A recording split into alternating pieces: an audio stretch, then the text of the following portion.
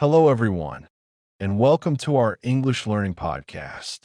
My name is Tom, and I am your host today. I am very happy to help you practice your English skills. Today, we're going to talk about a very important topic. We will learn how to introduce yourself to new people easily.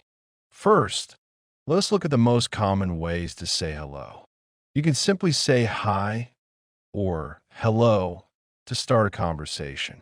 In the morning, it is polite to say good morning to others. In the afternoon, you should use the phrase good afternoon. In the evening, the correct greeting is good evening. After the greeting, you can tell the person your name. For example, I say, my name is Tom. You can also say, I am Tom, which is shorter. Then you usually ask the other person for their name. A simple question is, what is your name? When they tell you their name, you should reply politely. It is wonderful to say, nice to meet you. Another great option is, pleased to meet you. These small phrases make your conversation very friendly. People always appreciate when you smile during a greeting. It shows that you are open and happy to talk. Let us practice this short exchange in your mind. Imagine you meet a person at a local coffee shop. You look at them and say a warm hello. They smile back and tell you their name clearly. You repeat their name to remember it much better. Remembering names is a great skill in communication. This is the perfect start to any new friendship. We are ready to move to the next step. Let's talk about where we come from. When we meet strangers, they often ask about our home. Sharing your origin is a brilliant way to connect. The most common question is, where are you from? To answer this, you can use a basic structure. You can say, I am from, and add your country. For instance, I can say, I am from Canada. Another way is to state your nationality directly to them. You can say, I am Canadian or I am Ukrainian. Sometimes people want to know your specific city or town. They might ask, which city do you live in? My answer is, I live in a beautiful city named Toronto. You could describe your city with one simple adjective. Is your hometown big, small, old, modern, or quiet? I can say, Toronto is a very big and lively city. It has many tall buildings and beautiful green parks. Knowing how to describe your home helps people understand you. You can also mention how long you live there.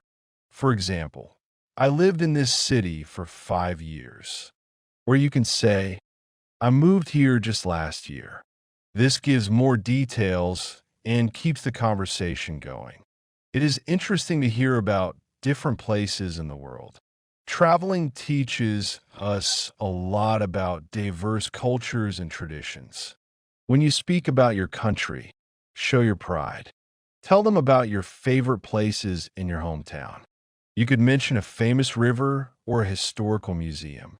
Simple sentences are always best for A2 level learners. Do not worry about making small mistakes while speaking.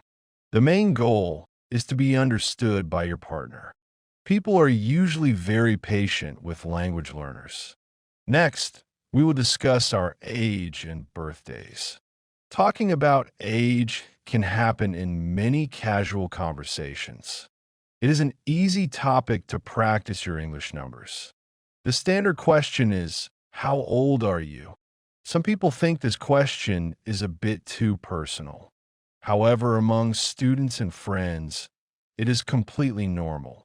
To answer, you say, I am plus your age. I am 25 years old, which is quite young. You do not always need to say years old at the end. Saying, I am 25 is perfectly fine and natural. Let us discuss the date of your birth next. You can say, my birthday is on the 10th of March. Remember to use ordinal numbers for dates in English. We say first, second, third, 4th, and so on. It is also fun to share your zodiac sign sometimes. This can be a playful topic during a party.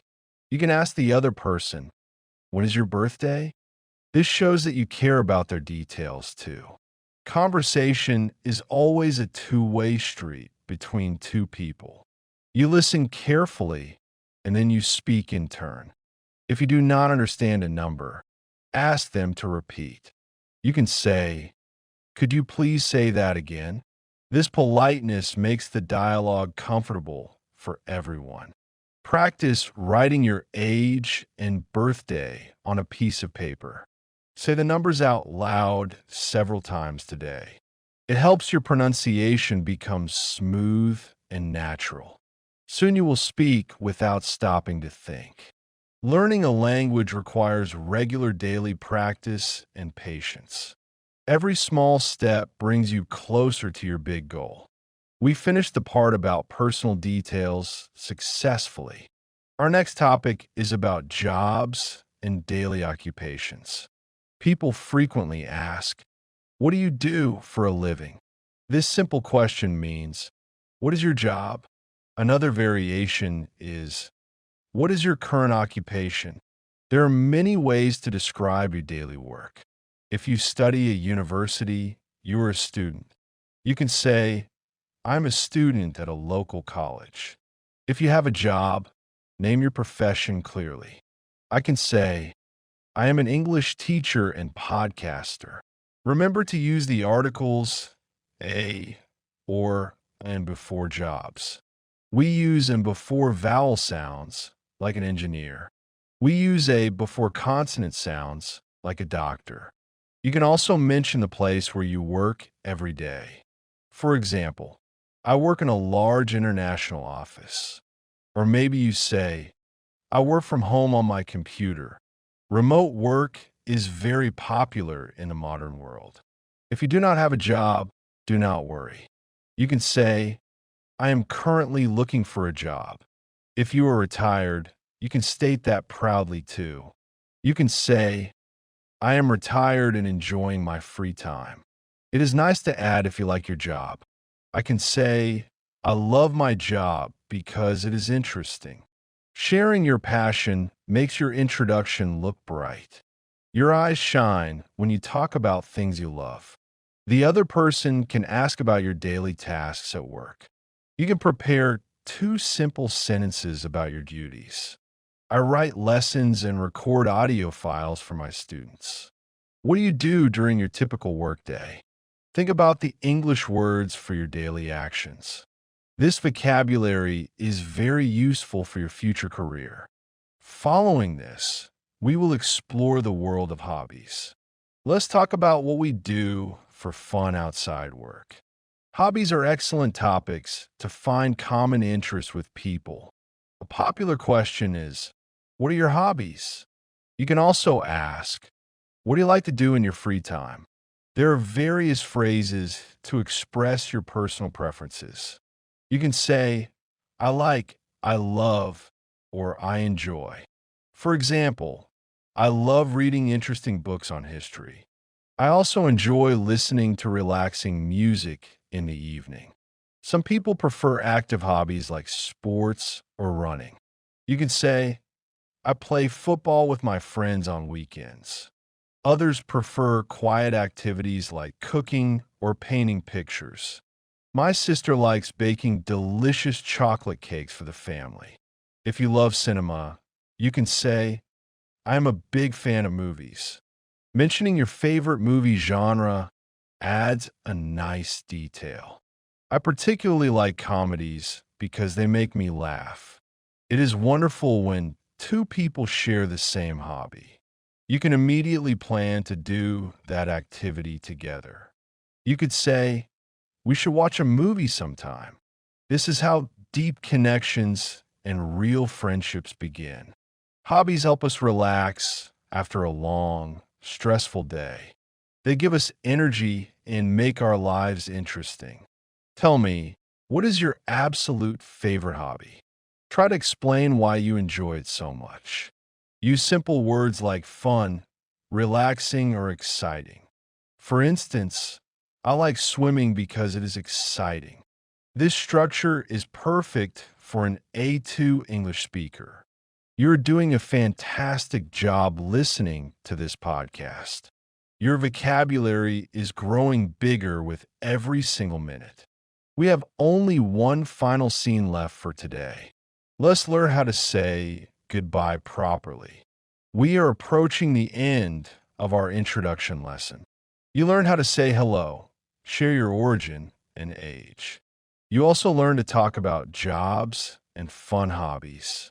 Put all these simple sentences together to create a speech. This speech will be your personal English introduction card. Practice it in front of a mirror at home. It builds your confidence and improves your facial expressions. When the conversation finishes, you must say goodbye politely. You can say, "It was a pleasure talking to you." Another classic phrase is, "I had a great time." You can also wish them a wonderful day ahead. Say, "Have a nice day," or "Have a good one." If you plan to see them again, mention it. Useful phrases are, "See you later," or "See you soon." These expressions are very common among native English speakers. They sound natural, friendly, and extremely polite. I want to thank you for your time today. Thank you for listening to my English learning podcast. You are a dedicated student, and I am proud of you. Keep practicing every day, even for 10 minutes. Consistency is the real secret to mastering any language. Download more episodes to practice your listening skills further. Share this helpful podcast with your friends who learn English. Together, studying becomes a much more enjoyable experience. You can find the full text of this episode online. Read it while you listen to check your pronunciation. I look forward to our next English lesson together. We will explore another exciting topic very soon. Goodbye for now. Take care and have a beautiful day. This is Tom signing off from our educational studio. Write a comment. 3 best comments get 20 English lessons completely free.